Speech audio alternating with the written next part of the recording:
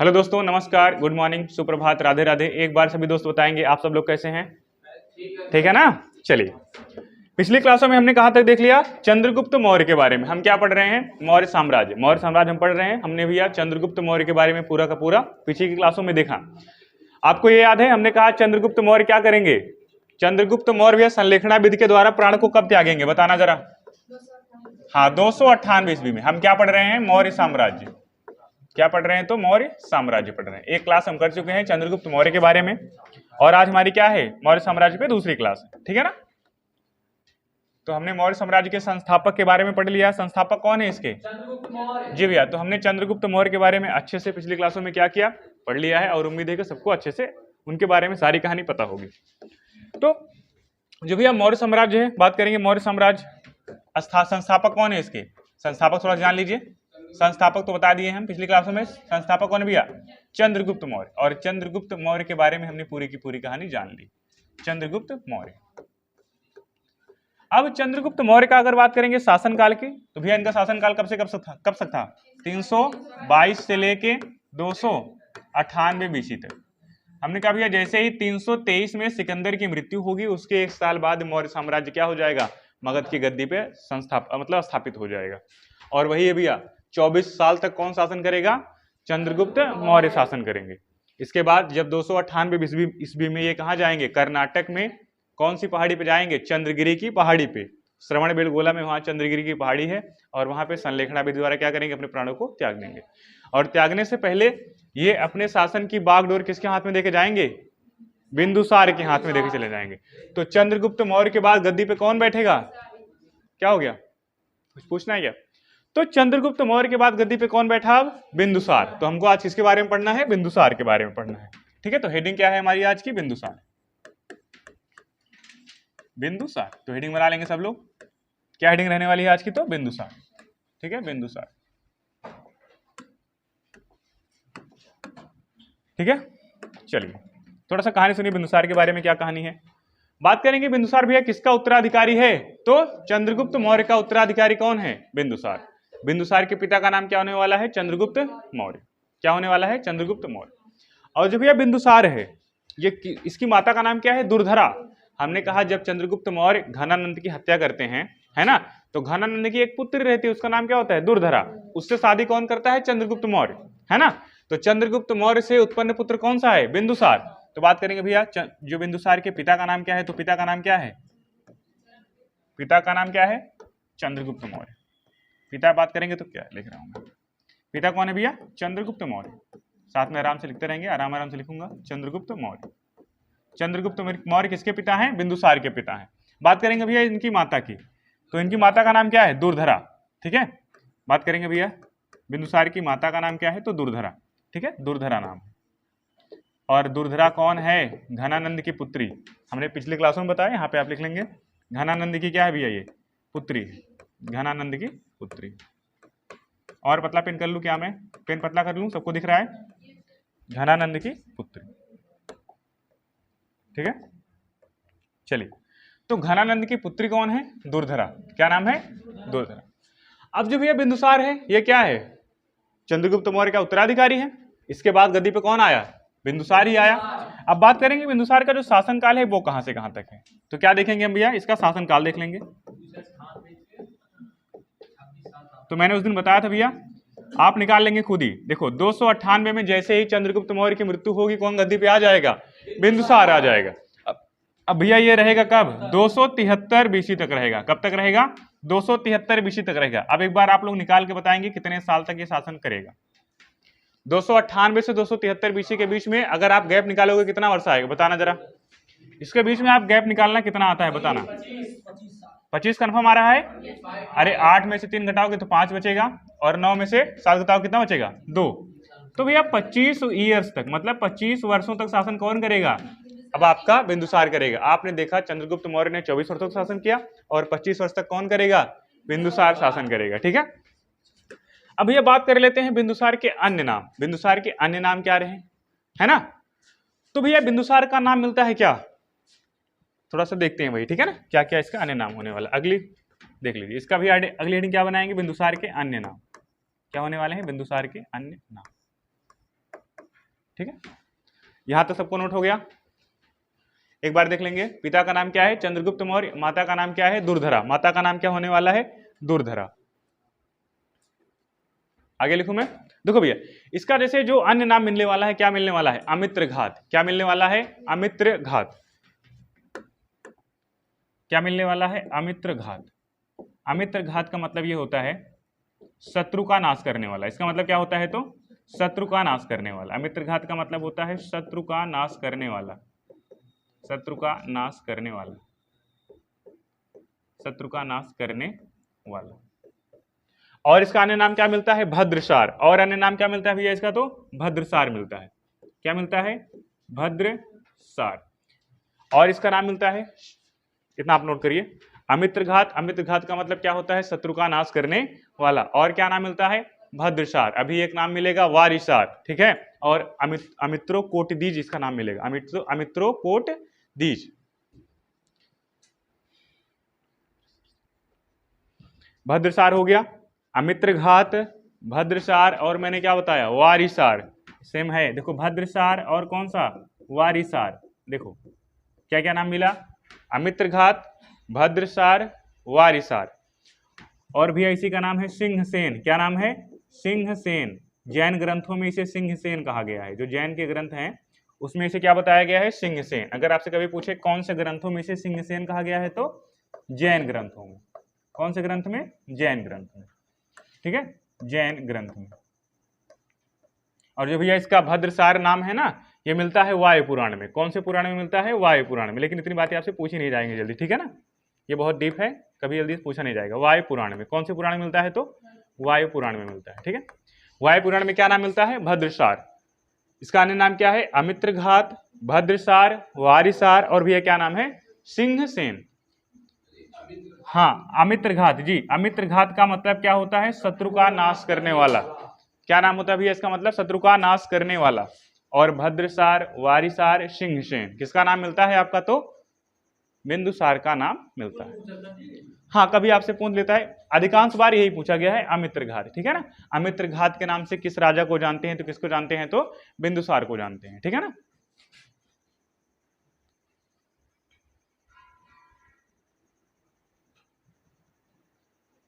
हो गया? हाँ, वारिसार लिखें, भद्रसार, वारिसार। देखो ये है भैया भद्रसार, ये है वारिसार, और ये क्या है? सिंहसेन। सिंहसेन। कुछ जैन ग्रंथों में इसे क्या बताया गया है? सिंहसेन बताया गया है। हमने कहा भद्रसार, इसको वायु पुराण में बताया गया है। तो कुछ ग्रंथ हैं जहां पे इनके प्रमाणिक नाम मिलते हैं ऐसे। ठीक है ना, तो भैया जो बिंदुसार है, बात आएगी इसकी पत्नी की। अब इसके पापा भी ने 2-3 शादी की, ये भी शादी करेगा। ठीक है, कहते हैं कि बिंदुसार ने 16 रानियां रखी, मतलब 16 शादी की। इसकी कितनी रानियां हैं? 16 रानियां हैं, और 16 रानियों से उत्पन्न होंगे लगभग और भी रानियां रहेंगी, जिनका साक्ष्य मिल पाया है 16 रानियों का। ठीक है, बाकी इसके पुत्र कितने होंगे? 100 पुत्र होंगे। कितने होने वाले हैं? 100 पुत्र होने वाले हैं। देखो भैया, तो बात करेंगे हम थोड़ा सा। हाँ भैया, सेना तैयार कर रहा है एकदम एकदम। ठीक है, एकदम सेना तैयार कर लिया है इसने। चलो थोड़ा सा देख लेते हैं यहाँ से। देखो भैया, बात करेंगे बिंदुसार की पत्नी कौन कौन है। इनकी भैया जो पत्नियां हैं, ठीक है, पत्नियां, तो इसकी 2 पत्नियां बहुत जरूरी है, जो आपको याद होना चाहिए। इसकी एक पत्नी का नाम क्या होता है भैया? चारुमित्रा। क्या नाम है? चारुमित्रा। एक पत्नी का नाम क्या है? चारुमित्रा। और भैया इसकी अगली पत्नी का नाम क्या है? सुभद्रांगी। क्या नाम है? सुभद्रांगी। सुभद्रांगी। सुभद्रांगी। और जो अशोक उत्पन्न होने वाला है ना, वो सुभद्रांगी का लड़का है, सुभद्रांगी। इसी से कौन उत्पन्न होगा? अशोक। अशोक की माता का नाम क्या है? सुभद्रांगी। और पिता कौन है? बिंदुसार। इतनी बातें याद रखेंगे। इसकी 2 पत्नियां, एक भैया चारुमित्रा, और अगली पत्नी कौन सी है? सुभद्रांगी। कौन है? सुभद्रांगी। तो किसकी पत्नियां हैं ये? बिंदुसार की पत्नी है। और हमने कहा सुभद्रांगी से ही कौन उत्पन्न होने वाला है? अशोक। ठीक है, अशोक।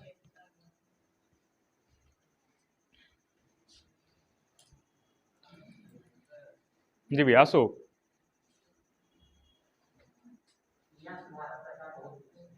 क्या हो गया? बहुत ज्यादा। अभी अशोक के बारे में हम लोग पूरा शासन काल पढ़ेंगे अशोक का। ठीक है, अशोक थोड़ा जो टाइम पीरियड है थोड़ा सा लंबा है। ठीक है, इसके बारे में बहुत सारी चीजें हमको जाननी है। आज हो सकेगा तो अशोक के बारे में थोड़ी बहुत चीजें हम जान लेंगे। ठीक है, चलिए, क्या हो गया? हाँ यार वो टाइप नहीं हुआ था मैटर ना, इसी वजह से थोड़ा सा दिक्कत हो गया, क्योंकि 15 मिनट का शो चलाना है तो उसमें आपका टाइप पूरा का पूरे पीडीएफ लगाना पड़ेगा पैनल पे। ठीक है, पैनल पे पीडीएफ आ जाएगा, मैं आपको बता दूंगा, आप नोट कर लेंगे वैसे। ठीक है, आज हो सकेगा मैटर में बनवा लूंगा अच्छे से। इतनी बातें नोट हो गई। अब जो भैया बिंदुसार है, इनके दरबार में कुछ दार्शनिक आएंगे। क्या आएंगे? कुछ दार्शनिक आएंगे बाहर से, वही बहुत बार पूछा गया है क्वेश्चन। जो बिंदुसार है भैया, इसके दरबार में कुछ दार्शनिक आएंगे। अब दार्शनिक आएंगे कौन कौन, थोड़ा सा देख लेना। ये वाला पेन आपको दिख रहा है, देखो भैया, इसके दरबार में प्रमुख दार्शनिक आए। इसके दरबार में क्या आएंगे? प्रमुख दार्शनिक। इसके दरबार में प्रमुख दार्शनिक, या फिर आप इसको राजदूत कह सकते हो। क्या कह सकते हो? दार्शनिक, या फिर क्या बोल सकते हो आप? राजदूत बोल सकते हो। दार्शनिक या फिर राजदूत आए। क्या आए भैया? राजदूत आए। अब भैया कौन कौन से आए, थोड़ा सा ये देखते हैं। इसके दरबार में दो लोग आए भैया जो बहुत जरूरी है। ठीक है, अब दो लोगों का नाम बहुत जरूरी है, उनका नाम देखिए क्या क्या है। देखिए, एक तो आया भैया कौन? फिलाडेल्फस। कौन आया? फिलाडेल्फस। देखो भैया ध्यान से लिखना, गलत ना होने पाए। एक तो आया कौन भैया? फिलाडेल्फस। कौन आया? फिलाडेल्फस। कौन आया? फिलाडेल्फस। और भैया फिलाडेल्फस जो आया, इसको भेजा किसने? ये वाला क्वेश्चन आप याद रखेंगे। जो फिलाडेल्फस आया, इसको भेजा किसने? कौन आया भैया? फिलाडेल्फस आया। अब फिलाडेल्फस को भेजा किसने?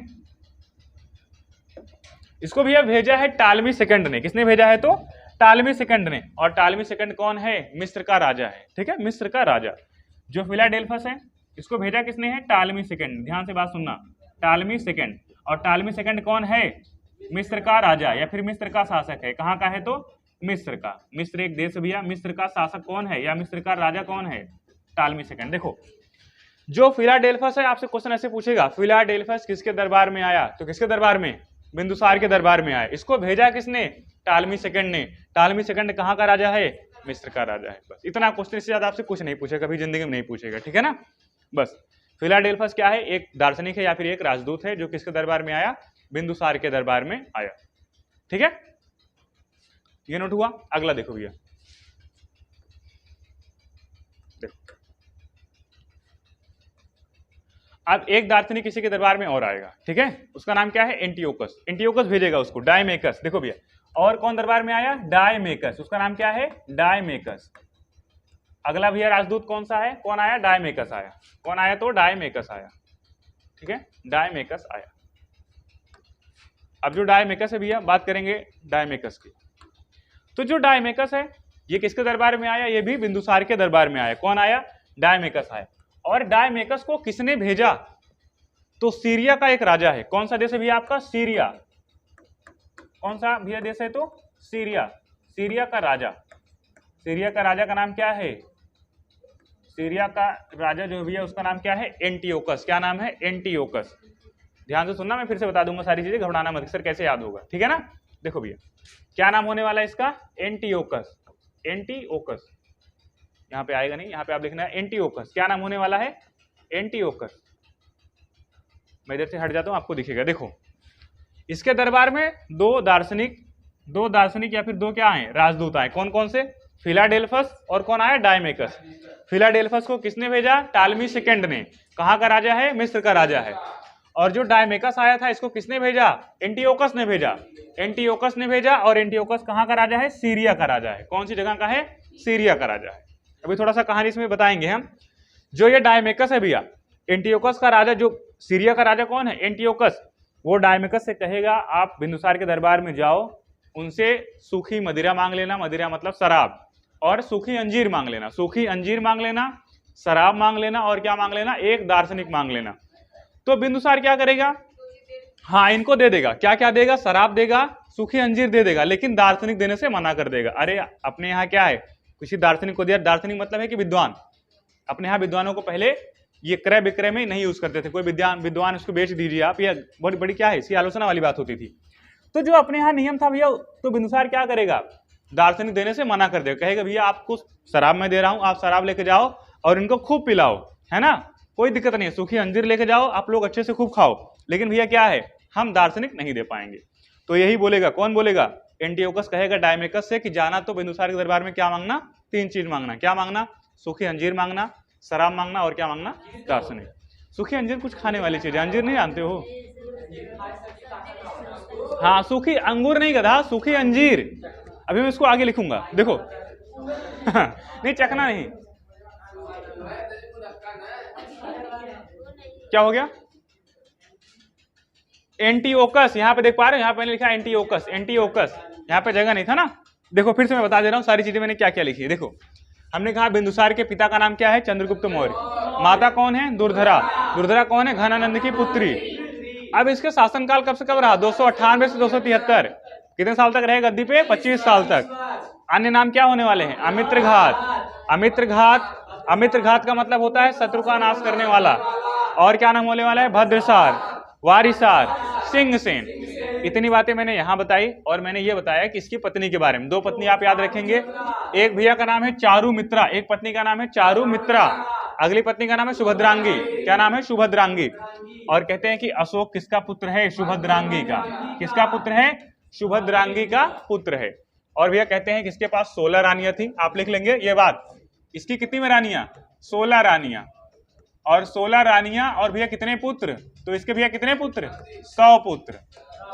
ये भैया 16 रानियां और 100 पुत्र। कुछ ग्रंथों से पता चलता है कि इसके 16 रानियां थी और 100 पुत्र थे। ठीक है ना? अरे तभी तो अशोक मारेगा 99 भाइयों को मार डालेगा। हाँ, अरे तिष्य को छोड़ देगा छोटे से।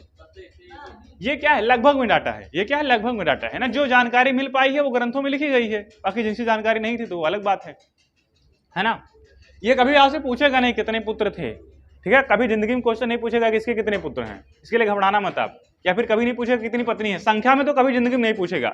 बस हाँ, ऐसे पूछ सकता है सुभद्रांगी किसकी पत्नी थी या फिर किसकी माता है। ठीक है? इस तरीके का। और कभी ये नहीं पूछेगा इसके कितने पुत्र हैं, क्योंकि खुद पता ही नहीं इतिहासकारों को कितने पुत्र हैं। ठीक है ना? और कितनी रानियां हैं।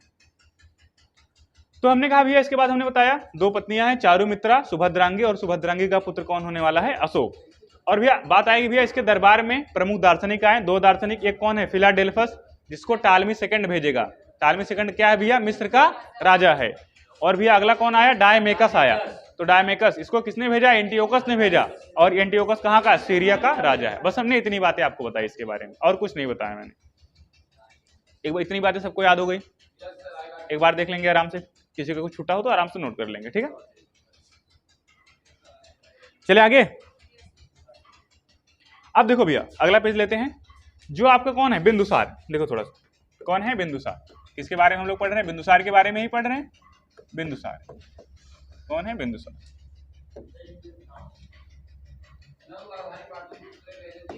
हाँ भैया जी, इनकी भी पाटलिपुत्र रहने वाली। ठीक है? देखो अब ये क्या है? अब बिंदुसार के जो पुत्र मिले हैं, बिंदुसार के पुत्र, बात करेंगे भैया किसके? बिंदुसार के पुत्र की। बिंदुसार के पुत्र।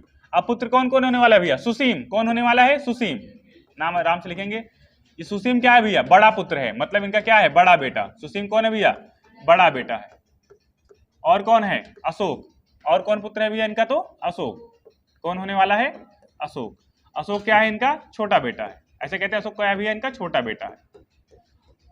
और कुछ ग्रंथों से साक्ष्य ये मिलता है कि सबसे छोटा कौन होने वाला है? तिष्य होने वाला है। इसका एक भाई और है, इसका एक पुत्र और है। कौन? तिष्य। कौन है? तिष्य। ये क्या है? सबसे छोटा पुत्र है। क्या भैया? सबसे छोटा पुत्र है। सबसे छोटा पुत्र कौन होने वाला है? तुष्य होने वाला है। अरे यही जब अशोक गद्दी पे, जब देखो इसके पिताजी चाहते थे, कौन भैया? बिंदुसार चाहते थे हमारा बड़ा बेटा सुसीम गद्दी पे बैठे, लेकिन अशोक नहीं चाहता था, है ना। जब ये भैया 273 में जब ये निपट जाएंगे, कौन? बिंदुसार, जब इनकी मृत्यु हो जाएगी तब अशोक क्या करेगा? 4 साल का संघर्ष करेगा और 99 भाइयों को पूरा का पूरा मौत के घाट उतार देगा। और ऐसा कहते हैं कि पटना में एक कुआं है। ठीक है? अलमगांव एक नाम है, पटना में एक कुआं है, वहां उसने 99 भाइयों को काट के इसी एक ही कुएं में डाल दिया। हाँ भैया, पटना चलेंगे, देखेंगे। ठीक है? हाँ, ऐसा कहते हैं किसी कुएं में सभी भाइयों को मार के उसने डाल दिया। ठीक है? और एक भाई कौन था? तिष्य। अब पता नहीं डर की वजह से किस कारणवश तिष्य क्या हो गया? सन्यासी। बोला भैया हमें छोड़ दे, हमका कुछ न चाहे, हम सन्यासी हो जाते ना। तो तिष्य क्या हो गया भैया? ये सन्यासी हो गया। और फिर अशोक क्या करेगा? संघर्ष करेगा और राजगद्दी पे बैठेगा। उसकी बात आएगी तो उसके बारे में बात करेंगे। ठीक है ना? तो बिंदुसार का भैया बड़ा पुत्र कौन है? सुसीम।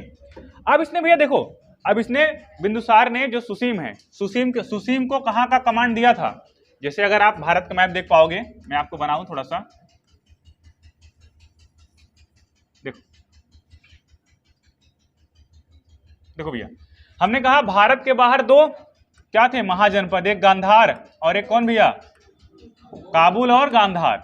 ठीक है, तो गांधार की राजधानी क्या थी, तक्षशिला। गांधार की राजधानी क्या थी, तक्षशिला। तो जो सुसीम था इसको भैया कहां का शासक बनाया, तक्षशिला का। कहां का, तक्षशिला का। तक्षशिला का शासक कौन था, तक्षशिला का शासक कौन है, सुसीम है। सुसीम कहां का शासक है, तक्षशिला का शासक है। अब बिंदुसार के टाइम पीरियड में देखो क्या करते थे पहले के राजा, जो उनके बेटे होते थे उनको पहले एक छोटा भूभाग देते थे कि भैया आप यहाँ पे क्या करिए, शासन करिए। अब जब छोटे भूभाग पे आप शासन करना सीख जाएंगे तब तो पूरा भारत संभाल पाएंगे, है ना। तो एक छोटा सा राज्य, छोटा सा जनपद कौन सा था, गांधार, और उसकी राजधानी क्या थी, तक्षशिला। तो तक्षशिला पे शासन किसका था, सुसीम का, इसके बड़े पुत्र का।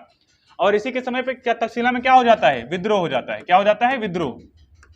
क्या होता है, विद्रोह। वहां की जनता क्या कर देती है, विद्रोह कर देती है।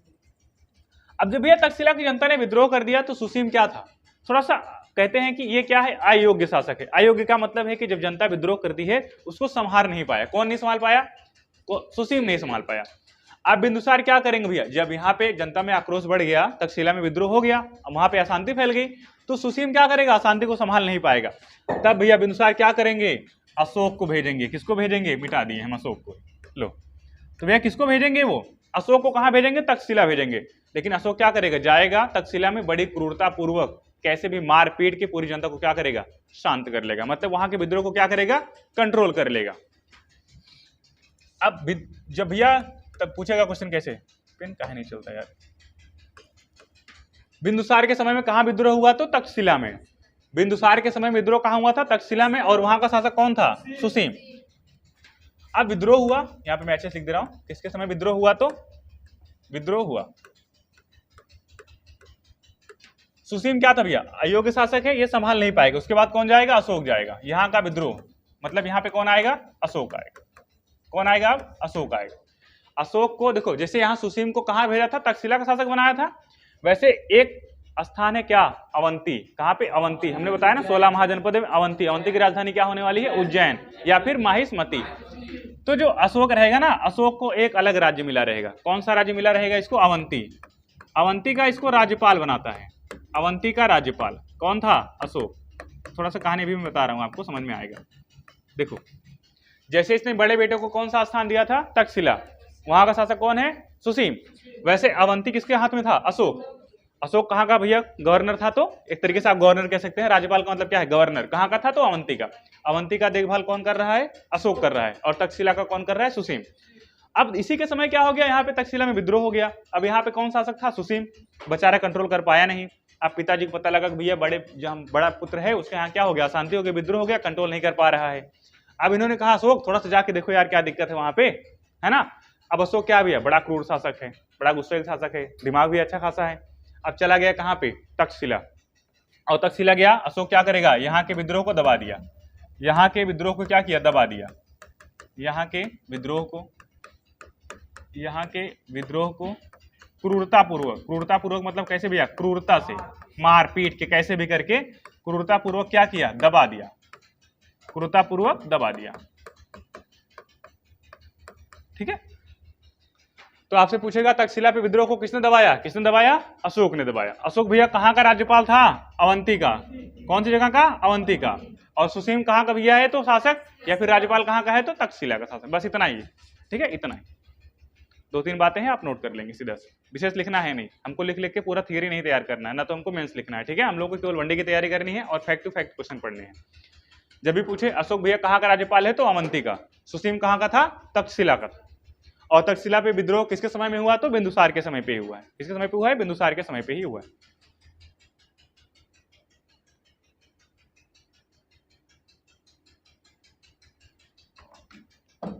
ठीक है,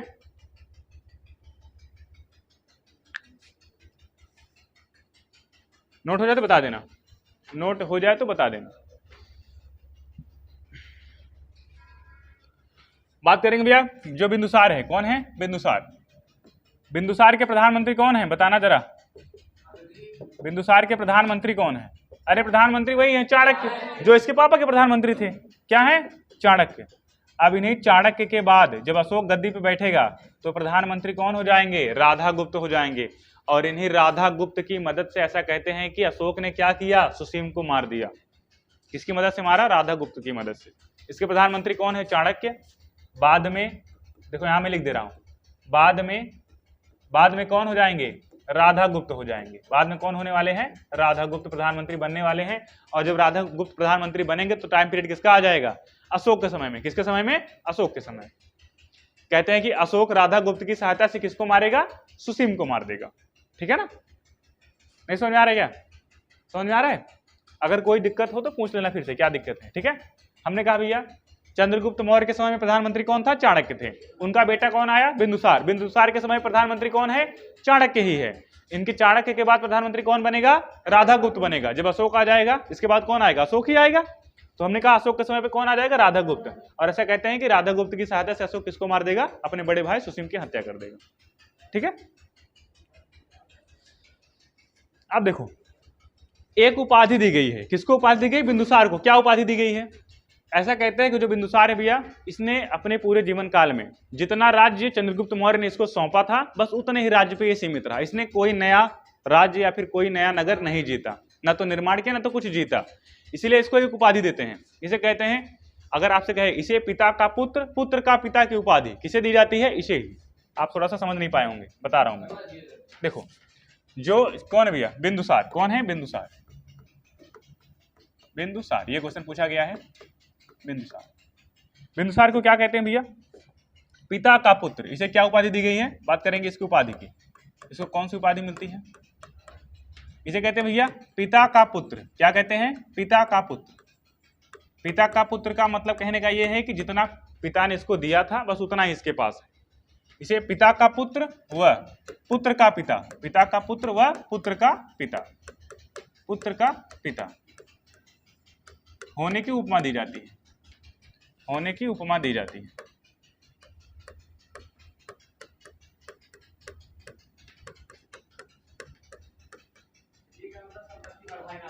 जी भैया, इसने कोई बता दो है ना, इसे क्या कहते हैं?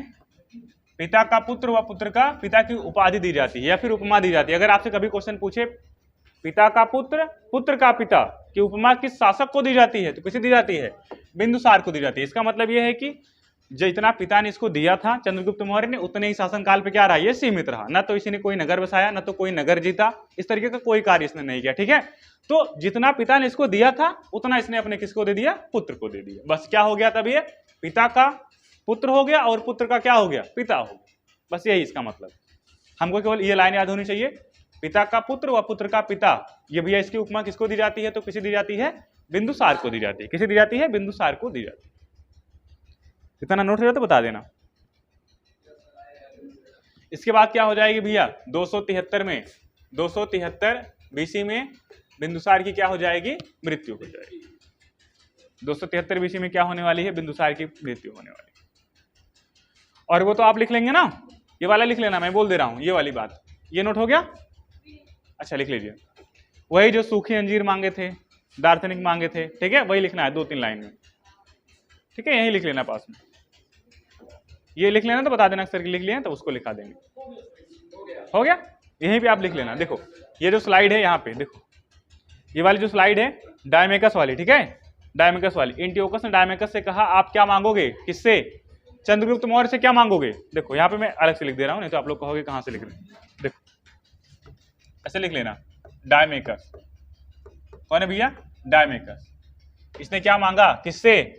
बिंदुसार से, है ना? क्या मांगेगा? इसने कहा भैया हमको क्या चाहिए? सूखी अंजीर चाहिए। क्या चाहिए? सूखी अंजीर। इसने क्या मांगा? सूखी अंजीर मांगा। और क्या मांगा? शराब मांगा। और क्या मांगा? शराब। और क्या मांगा? दार्शनिक। क्या मांगे? दार्शनिक मांगे। क्या मांगे? तो दार्शनिक मांगे। अब ये भी दे दिए, ये भी दे दिए। ये देने से क्या किया? मना कर दिया। बस इतनी बातें लिखना है और कुछ नहीं लिखना।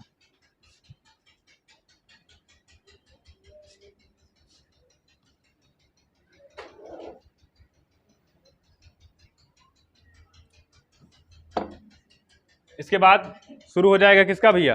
अब क्या आएगा? अशोक आएगा और 4 साल तक क्या करेगा? संघर्ष करेगा। मतलब यह है कि अपने भाइयों को मारेगा, पीटेगा, काटेगा, उसके बाद राजगद्दी पे बैठेगा। और काफी बार पूछा गया है अशोक का राज्याभिषेक कब हुआ, ठीक है, ये आप नोट कर लो, फिर आगे चलते हैं।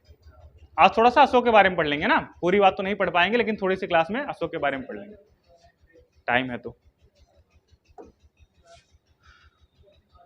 देखो एक बार जल्दी से रिवीजन कर लें, एक बार जल्दी से पहले स्लाइड से रिवीजन करते हुए आते हैं, ठीक है ना। देखो ध्यान से सुनना।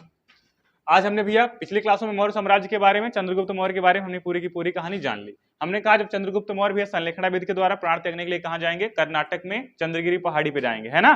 कहाँ पड़ता है, श्रवणबेलगोला में। वहां पे संलेखना विधि द्वारा क्या करेंगे, प्राण को त्याग देंगे। प्राण त्यागने से पहले पूरी की पूरी सत्या किसके हाथ में दे देंगे, बिंदुसार के हाथ में दे देंगे।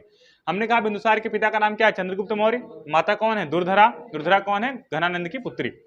अब देखो भैया कहते हैं कि 16 रानियां थी और इसके कितने पुत्र थे, 100 पुत्र थे। इसमें से 2 पत्नियों का साक्ष्य मिलता है लगभग, और पत्नियां भी हैं लेकिन 2 जरूरी है, ठीक है। चारुमित्रा और कौन है, सुभद्रांगी। सुभद्रांगी का पुत्र कौन होने वाला है, अशोक होने वाला है। और कहते हैं ऐसा भैया कि इसका जो शासन काल रहा कितने वर्षों तक, 25 वर्ष तक। कब, जब जैसे ही मरेगा चंद्रगुप्त मौर्य 298 बीसवी में, तो कौन आ जाएगा, ये आ जाएगा। इसके बाद इसका शासन काल रहेगा 273 बीसी तक रहेगा, ठीक है। तो इसके अन्य नाम की बात करेंगे। अन्य नाम क्या होने वाला है, अमित्रघात। क्या नाम होने वाला है, अमित्रघात। अमित्रघात का मतलब होता है शत्रु का नाश करने वाला। अगला नाम क्या होने वाला है, भद्रसार। अगला नाम क्या है, भद्रसार। और क्या है, वारिसार। और क्या है, सिंहसेन। अमित्रघात, भद्रसार, वारिसेर और सिंहसेन किसका नाम है, तो बिंदुसार का नाम। सिंहसेन किस ग्रंथ में मिलता है, तो जैन। किसमें मिलता है, जैन ग्रंथ में। बात है कि भैया इसके समय में कौन से प्रमुख दार्शनिक या राजदूत आए। इसके समय हमने कहा 2 लोग आएंगे, एक आएगा फिलाडेल्फस, एक कौन आएगा, डायमेकस। कौन कौन आया, फिलाडेल्फस और डायमेकस। ये भले ही आप भूल जाना किसने भेजा है, लेकिन कौन आया है ये मत भूलना, ठीक है ना। मतलब फिलाडेल्फस आया और कौन आया है, डायमेकस आया है।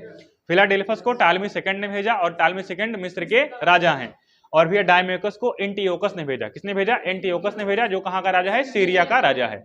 और यही डायमेकस है जो बिंदुसार से क्या मांगेगा, सूखे अंजीर मांगेगा और शराब मांगेगा और क्या मांगेगा, दार्शनिक मांगेगा। 2 चीज तो मिल जाएगी, दार्शनिक देने से मना कर देंगे। इतनी बातें हमने देखी। अगले पीडीएफ में फिर देखिए इसके बारे में विशेष बातें हैं नहीं। हमने कहा भैया बिंदुसार के प्रमुख पुत्र के बारे में, सुसीम, अशोक और तिश। कहते हैं सुसीम क्या है, बड़ा बेटा है। बिंदुसार चाहते थे गद्दी पे कौन बैठे, सुसीम बैठे, है ना। लेकिन क्या है, सुसीम थोड़ा सा अयोग्य शासक है। इसके पास कहाँ का शासन काल रहता है, इसका तक्षशिला का। कहाँ का अधिकार रहता है, तक्षशिला का। और बिंदुसार के समय में यहाँ पे क्या होता है, विद्रोह होता है। लेकिन वहां का शासक कौन है, सुसीम। वहां के विद्रोह को कंट्रोल नहीं कर पाता। तो भैया ये अपने छोटे बेटे को भेजता है। किसको भेजेगा, छोटा बेटा कौन है, अशोक। अशोक कहाँ का राज्यपाल रहता है, अवंती का। तो अवंती से कहाँ जाएगा, तक्षशिला जाएगा। वहां के विद्रोह को बड़ी क्रूरता से क्या करेगा, दबा देगा। अब इसके बाद एक कहते हैं कि एक भैया इसका सबसे छोटा पुत्र था, कौन सा, तिश।